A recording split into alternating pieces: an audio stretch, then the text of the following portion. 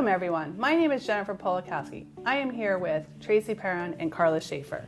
We are here to showcase our nurses in their communities. Building a culture of health with New Jersey is not a new concept. New Jersey nurses have been engaged in many projects across the state. Let's take a look.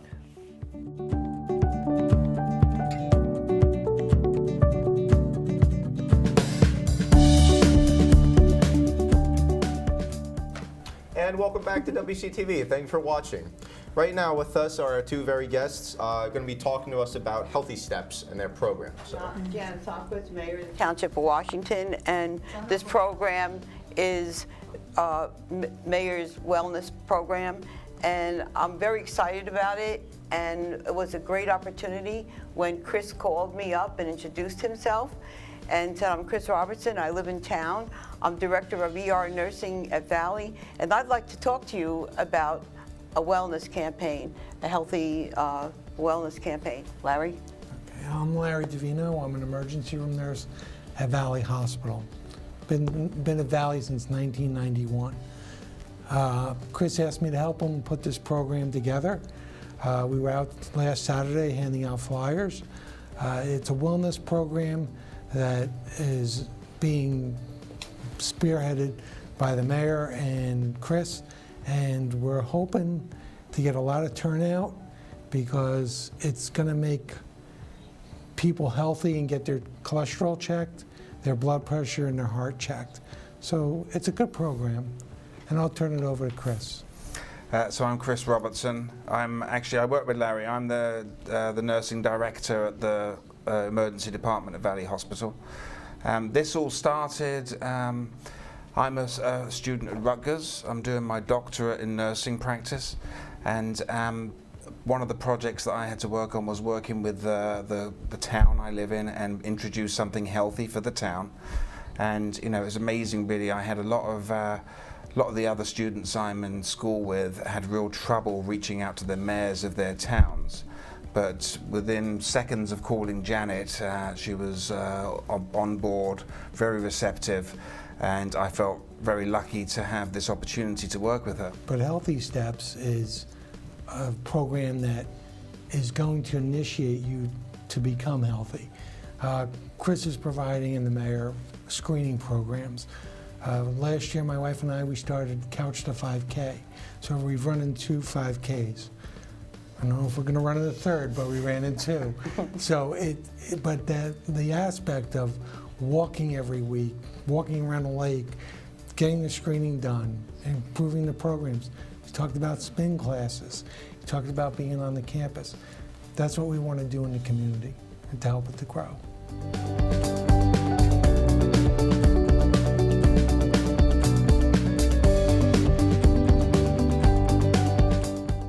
So Tracy, can you tell me a little bit about your project? So my project is a garden project that we're doing at Project Teach in Mercer County. And Project Teach is a program for teen moms. They have a daycare center there that the kids can leave their children and have someone supervise them while they finish their education. So some area businesses have donated some supplies to the project, so that kind of made our money and our funding go a little bit further. We've been able to buy a greenhouse. We were able to buy some planting shelving so that they can grow the seedlings themselves. We actually connected with a horticulturalist from the area, and she's coming in to do different programs on how to grow various seeds and things during the different seasons. So that's been really exciting. So why the need for this project? So Trenton is a community that has very little access to grocery stores. Most of the residents that live in the community purchase from the corner stores, and the corner stores don't necessarily have all the fresh fruits and vegetables and things like that. A lot of the mothers don't have any idea how to prepare types of foods like that. So we thought, what a great opportunity for them to be able to kind of get their hands dirty in a sense and be able to be a part of this project. So they've decided what's going to be planted. They've decided, what herbs are going to be in the herb gardens, and and then we've incorporated all of that into their curriculum. So why nursing? Why having nurses involved in a project like this add value?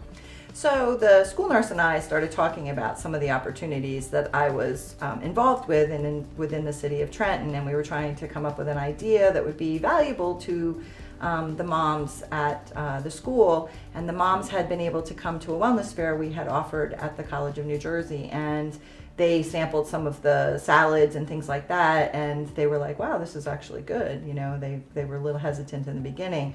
So the school nurse and I thought if we got funded, we could use this money to kind of help these moms learn how to prepare healthy meals and healthier options, and be able to see that you could actually grow, you know, herbs on your windowsill. You don't need, you know, a fancy garden. So What has been the impact for the community that you're serving?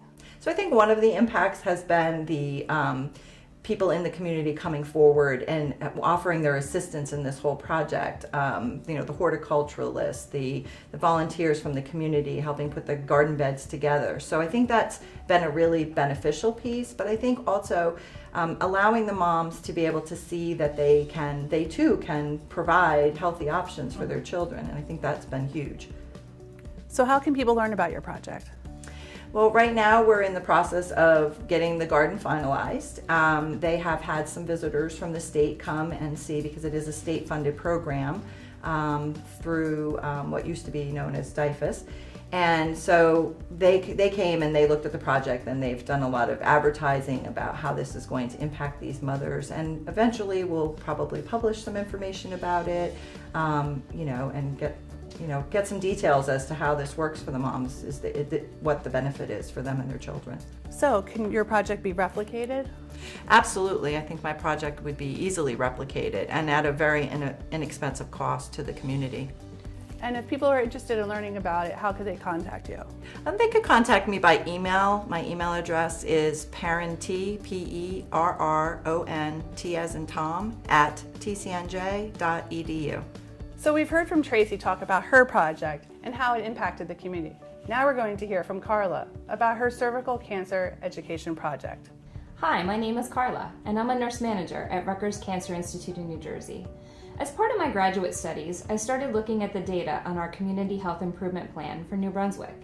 One of the components of the Community Needs Assessment looked at immunizations, preventative measures for women's health, and preventative behaviors. I found that 21% of women older than 18 years old had not had a Pap test in the last 3 years in our community, with the majority of this percentage being Hispanic women when compared to other ethnic groups. So Carla, can you tell me a little bit about your project? Sure, Jen. I actually work with Robert Wood Johnson Health Promotions Department. They had already an existing program for cervical cancer prevention, but what the project was actually lacking was education for these women. So I worked together with a student from the School of Public Health at Rutgers, and we developed an education program that was actually bilingual. So it was in both English and Spanish, because the majority of the women that were actually coming for the cervical cancer screening were Spanish speaking. So why the need for this project? Well, according to the figures that I gave earlier, 21% of the women had not had a Pap test, and they didn't really understand why they needed to have Pap tests. So we developed this education to talk with them about why they needed to have Pap tests, what the guidelines were, and how to prevent. And a portion of that had to do with HPV vaccine. And so this made it a very sustainable project, because not only are they getting themselves screened, now they're educating and getting their children vaccinated, and that carries the prevention forward. So why having nurses involved in this project? Why was it important? So nurses add that educational piece to this project, and specifically from my background as I'm an oncology nurse, I totally understand all of the components of cervical cancer and the importance of the prevention and screening. So what has been the impact in the community? I think the impact moving forward is more women are aware of what the guidelines are. They know now that they need to be screened at least once every 3 years for cervical cancer. And they also know the guidelines for HPV vaccine for their children, so they can move forward with getting their children vaccinated. And now could your project be replicated? Absolutely. The education piece could be replicated for any of the screenings. This particular program, like I said, was already in existence, so I just developed the education, but there's other types of screening that are in just as much need for educational programs to be developed. And so how could people learn about your project? So they could reach out to me directly. My email address is carla.schaefer@rutgers.edu. Here's how you can get involved. You can visit our website at www.njactioncoalition.org. You can learn how to be a coach or a nurse volunteer for your community. You can match your talents to your community needs. So get started and complete your profile today. Thank you for joining us, and we hope to see you soon.